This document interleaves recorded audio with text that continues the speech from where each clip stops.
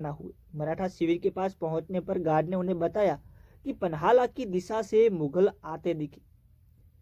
सरनौबत घोरपड़े ने खतरे को भांपते हुए छत्रपति संभाजी महाराज से अनुरोध किया कि वह 200 सैनिक के साथ संकरी पहाड़ी पगडंडी से निकल जाए। लेकिन तभी छत्रपति संभाजी महाराज को पता चला कि कालच पास की पहाड़ी अब भी अनुष्ठान कर रहे थे।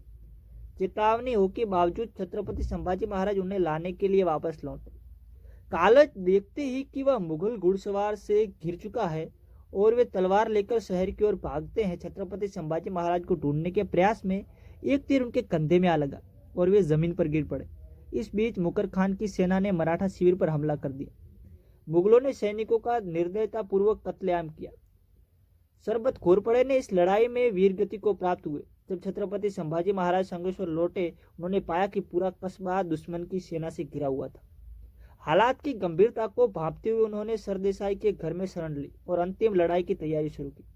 छत्रपति संभाजी महाराज कालच की चीख सुनकर दरदेसाई के घर में बाहर निकले, लेकिन तुरंत ही मुगल सैनिकों से घिर गए। मुकर खान के सैनिक हर घर की तलाशी ले रहे थे, लोगों को बाहर खींचकर जंजीरों से झगड़ते जा रहे थे। जब मुकर्रम की नजर छत्रपति संभाजी महाराज पर पड़ी तो उसने औरंगजेब द्वारा भेजे गए चित्र से उनकी पहचान की।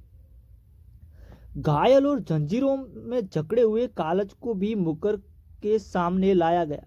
मुकर के उन्हें छत्रपति संभाजी महाराज के करीब साथी के रूप में पहचाना लिया। छत्रपति संभाजी महाराज और काल सहित सभी कैदियों को भारी जंजीरों में बांधा गया। उनके मुंह बंद कर दिए गए और उन्हें घोड़ों पर लाद दिया गया। मुखर रब उन्हें घने जंगलों से ले गया। मराठा सेना को कोई चेतावनी ना मिले। उधर औरंगजेब छत्रपति संभाजी महाराज के आगमन की तैयारी कर रहा था।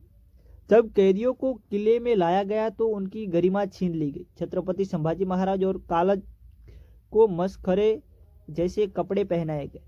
उनके सिर पर घुंघरू लगी टोपी और गले में गाय की घंटियां बांधी थी।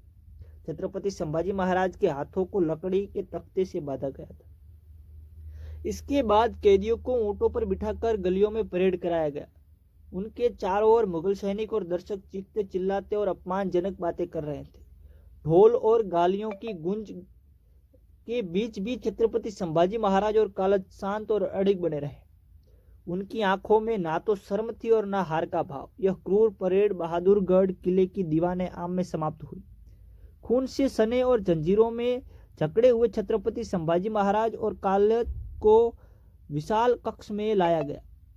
वहां औरंगजेब उनका इंतजार कर रहा था। कैदियों की जंजीरें पोलिसर फर्श पर खनक रही थी। उनके पीछे खून की लकीरें छोड़ रही थी। यह क्षण मराठा इतिहास के सबसे काले अध्यायों में से एक बन गया, जहां अपमान का नंगा नाच हुआ। दीवाने आम में खड़ी भीड़ में बीच छत्रपति संभाजी महाराज की नजरें औरंगजेब से मिलते ही तमाम अपमान और पीड़ा के बावजूद छत्रपति संभाजी महाराज को समर्थ रामदास की सीख याद आती है, कुछ क्रोध रखो, कुछ धैर्य बचा लो।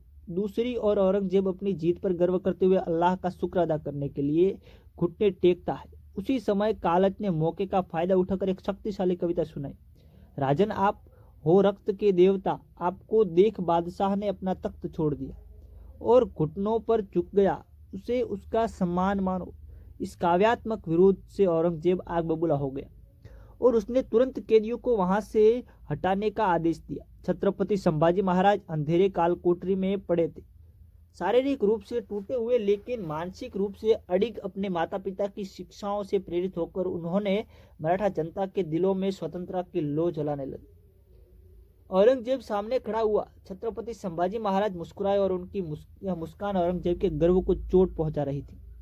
औरंगजेब ने उन्हें उस्काने को कोशिश की, उसके वंश और माता पिता को कथित गद्दारी का जिक्र किया, लेकिन छत्रपति संभाजी महाराज पर इसका कोई असर नहीं पड़ा। छत्रपति संभाजी महाराज अपने सामने खड़े औरंगजेब को पलटकर उसके अत्याचारों की गिनती करवाते रहे।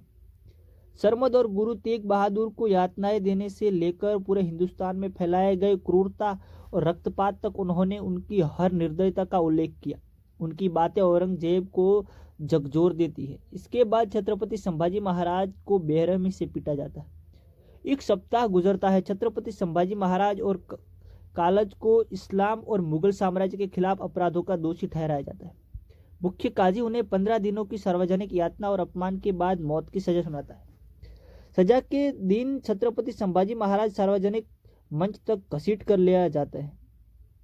उनके चारों ओर भीड़ हंसती और चीखती हुई जमा थी। जुल्फिकार खान जल्लादों के साथ लाल अंगारे और लोहे की चिमटी लिए मंच पर पहुंचता है। औरंगजेब पास के एक तंबू में तमाशा देख रहा था। छत्रपति संभाजी महाराज आने वाले अत्याचारों के लिए खुद को तैयार करते हैं। जुल्फिकार खान के जल्लाद अपने उपकरण को लेकर आगे बढ़ते हैं। छत्रपति संभाजी महाराज के चेहरे पर हल्की सी मुस्कान उभरती है। छत्रपति संभाजी महाराज का मुंह जबरन खोला जाता है।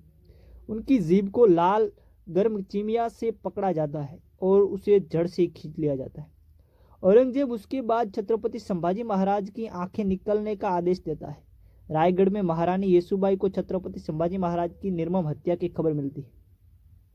उन्हें बताया जाता है कि पहले उनकी जीभ खींची गई और फिर आंखें निकाल दी गई और अंत में कोरे गांव के उनके अंग एक एक कर काट दिए गए। छत्रपति संभाजी महाराज के 9 वर्ष के शासन का अंत खून और बलिदान में हुआ था।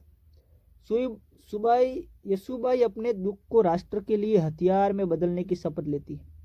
पूरे दक्कन में एक मौन क्रांति उभरने लगती है। किसान, कारीगर, आदिवासी और यहाँ तक कि जो मुगलों से दगा कर चुके थे, सभी छत्रपति संभाजी महाराज के अपमान का बदला लेने के आग जल उठी। छत्रपति संभाजी महाराज की निडर मृत्यु ने ऐसी आग भड़का दी जो कोई मुगल सेना बुझा नहीं सकती थी। इस वीडियो को देखने के लिए धन्यवाद। मिलते हैं शनिवार को। प्लीज लाइक करें, शेयर करें और सब्सक्राइब करें।